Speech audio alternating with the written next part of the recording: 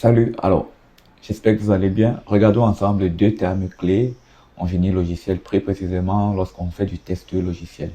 L'entropie et la régression logicielle. Alors, c'est quoi l'entropie logicielle? L'entropie logicielle vient de Ivar Jacobson, qui est un informaticien suédois. Ok? Donc, on parle d'entropie si un code, lorsqu'on applique des modifications dans un code, si à chaque fois que ces modifications soient appliquées, si le désordre du code augmente, si le code ne fonctionne plus, alors on a affaire à de l'entropie logicielle. Ok? Donc, on va dire un code qui a tendance à se détériorer à chaque fois qu'on applique une modification ou à chaque fois qu'on applique une modification, que ce désordre augmente, que la quantité de désorganisation qui est dans ce code augmente, alors on a affaire à de l'entropie logicielle. Alors, le code n'est pas correctement maintenu.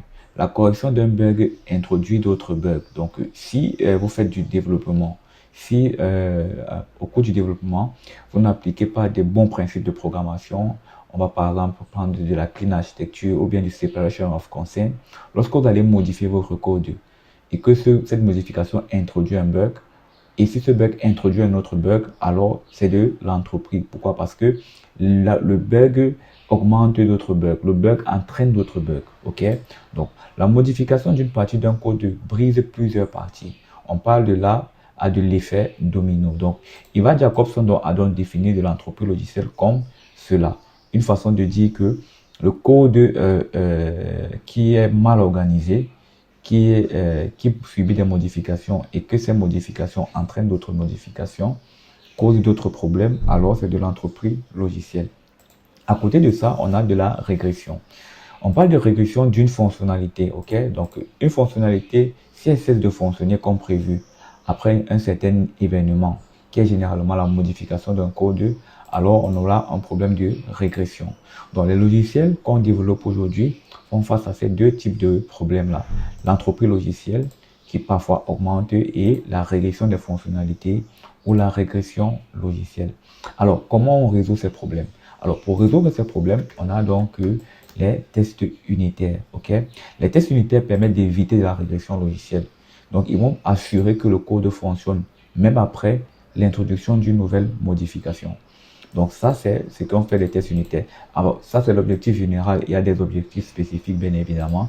Mais l'objectif, c'est toujours de s'assurer que le logiciel fonctionne de la meilleure façon possible, tout en évitant la régression et tout en évitant les problèmes d'entropie.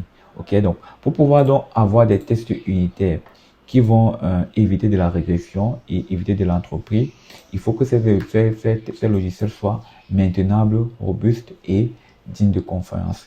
Maintenable, ça veut dire que le test qu'on va écrire doit être facile à évoluer. Si on change le code, le test doit toujours passer. Robuste, ça veut dire qu'il doit parfois couvrir un grand nombre de lignes de code.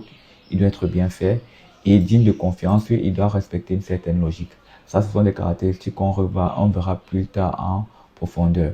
Donc, on retient dans cette petite vidéo que l'entropie et la régression, lorsqu'on fait du développement, il faut s'assurer que ces éléments-ci ne puissent être évités.